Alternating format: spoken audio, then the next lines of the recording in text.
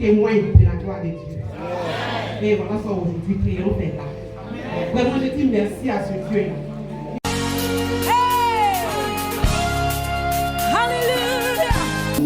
Oh, Mama Chandala.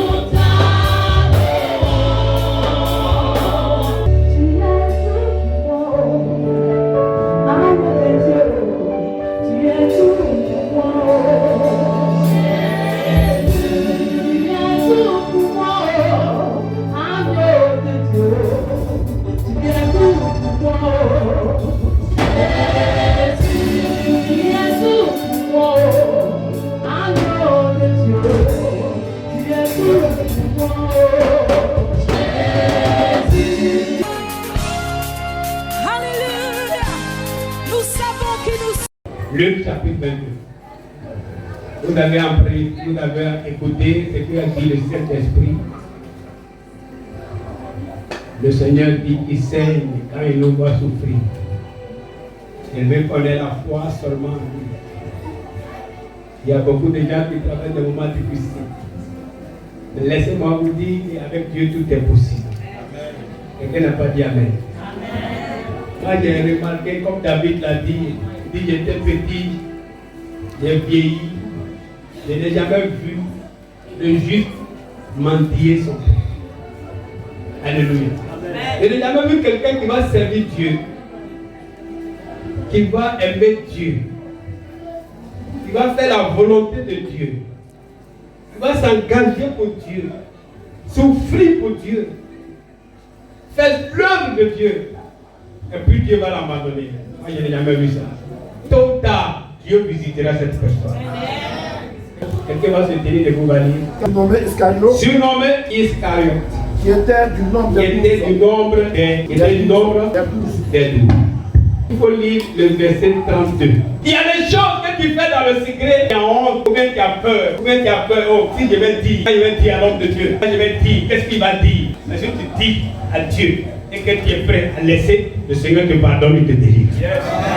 Il te pardonne et il te délivre. Et comme Jésus n'est plus sur la terre pour nous conduire, il a mis ses serviteurs, il a choisi 5 donc, nous donner à l'église pour que ceux-là puissent le représenter. Je suis jamais dans le village. Tu as un village. Des aïeux, des arrière-parents, des grands-pères, arrière-grands-pères. Ce qu'ils ont adoré là, ça te réclame. Pourquoi? Parce que ton nom est dedans. Mais ce matin, ces proclamations, ces réclamations sont annulées au nom de Jésus-Christ.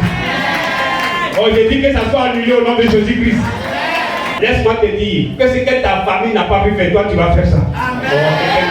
C'est quoi ta famille? Et toi tu vas le faire. Dis Amen.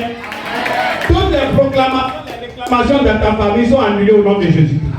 Tu peux réussir. La réclamation est un domaine dans lequel il vous tient. Mon père est le seul garçon de son papa et de sa maman. Le seul garçon. Et puis il a eu 3 sœurs.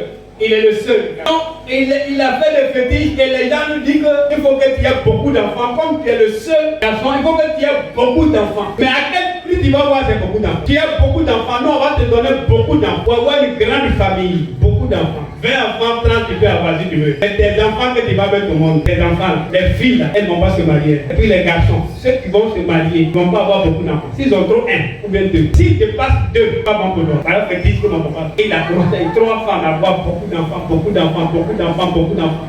Je vous dis, il y a des choses qui t'arrivent, tu vas dire à ton papa, qu'est-ce que tu as? Ou ta maman, qu'est-ce que tu as? Ou ton arrière-grand-père, qu'est-ce que tu as? Maintenant, mes soeurs, elles se marient. Celles qui ont eu la grâce de se marier, elles sont 4 qui se sont mariées. Ils ont commencé à avoir des enfants, des enfants, des enfants, des enfants. Et ceux qui ont commencé à avoir des enfants, premier, elle est morte. Deuxième, elle est morte. Troisième, elle est morte. Et les gens me disent, mais pasteur, qu'est-ce qui se passe? Et je rentre maintenant en esprit et je prie et le Seigneur me montre le fétiche que mon père. Au départ de ma conversion et de mon service dans le Seigneur, je ne prenais pas ça au sérieux. Je ne savais même pas. Et quand les gens commençaient à mourir, et puis on est au funérailles de la 3e qui est morte, et puis il y a une tante qui me dit, j'ai dit à la tante, mais voilà ce que Dieu me montre. Qu'est-ce que mon papa a fait? Et puis les filles qui sont mariées, qui ont des enfants, beaucoup d'enfants, c'est elles qui meurent. Quoi? Elles ont forcé, elles ont forcé. On force pas, on force pas. Elles ont forcé, c'est pour ça qu'elles font le coup. Il dit, elles ont forcé quoi? Et puis elle me répond. Il dit, elles ont forcé, elle me répond. J'ai tout compris. Tu ne crois pas en Jésus? Jésus est plus fort que les sorciers. Quand on n'est pas marié, quand on vit dans le péché, quand on est réglé, ta force va différente. Imaginez entre nous, quand tu souffres, quand tu es en église, tout le monde se marie, tu ne te maries pas. Tout le monde travaille, tu ne travailles pas. Les gens rendent témoignage, tu ne rends pas témoignage. Tout le monde prospère, tu ne prospères pas. Ta foi va faire comment? Ta foi va faire comment? Ta foi va faire comment? Ça va défaillir. Mais je te dis que ta foi ne va pas défaillir. Ta foi va être élevée. Parce que Jésus prie pour toi pour annuler cette précamation. Et puis j'ai prié pour toi. Dis avec moi, Jésus prie pour moi. Depuis le ciel, il est assis à la droite de Dieu. Et la Bible dit qu'il intercède pour nous. Il prie pour nous. Gloire à Jésus. Il prie pour nous.